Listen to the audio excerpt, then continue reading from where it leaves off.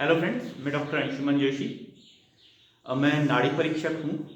मैं पिछले 10 सालों से श्री श्री तत्वा में काम कर रहा हूँ, जिनमें से 8 साल मैं भारत के विभिन्न शहरों में जाता था और पिछले 2 सालों से विदेश प्रवास करके अभी लौटा हूँ। फ्रेंड्स, इस वक्त भारत में कोरोना का काफ़ी ज़्यादा प्रकोप चल रहा है और उसमें जो सबसे बड़ी बात होती है वो होती है वैक्सीनेशन की। तो चलिए हम लोग समझते हैं कि बेसिकली वैक्सीनेशन है क्या, क्योंकि वैक्सीनेशन के बारे में लोग के भी दिल में बहुत ज़्यादा कन्फ्यूजन है। उन कन्फ्यूजन को दूर करने के लिए मेरे पास में अक्सर फ़ोन आते रहते हैं। इसलिए मैंने डिसाइड किया कि मैं एक ट्यूटोरियल सीरीज टाइप बनाऊंगा जिसमें हम बताऊंगा कि वैक्सीनेशन बेसिकली है क्या। बेसिकली वैक्सीनेशन है आपकी शरीर की प्रतिरक्षण प्रणाली को तैयार करना।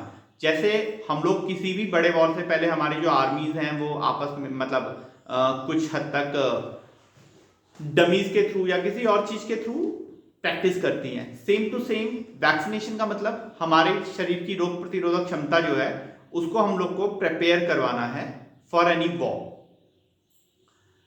वैक्सीनेशन बेसिकली 3 तरीके की होती है। हम लोग सबसे पहले वही वाली चीजें जान लेते हैं। तो वैक्सीनेशन, पहली वैक्सीनेशन होती है जिसमें हम लोग जो भी जीवाणु है, जो भी वायरस वगैरह है, उसको हम लोग मृत अवस्था में हमारे शरीर में डालते हैं, जिससे हमारा शरीर जो है वो इस भ्रम में कि हमारे शरीर में वायरस आ गया, एक प्रतिरोधक क्षमता जो होती है उसको प्रॉपर तैयार करता है, जिससे हमारे शरीर को एक अच्छा सा टाइम मिल जाता है और उसके बाद में जब असली बीमारी आती है तो हम लोग उससे अच्छी तरह लड़ पाते हैं। दूसरे लेवल पे आता है वेक्टर। वेक्टर का मतलब वायरस डायरेक्ट तो नहीं डाला, बट वायरस का जीन जो है वो किसी दूसरे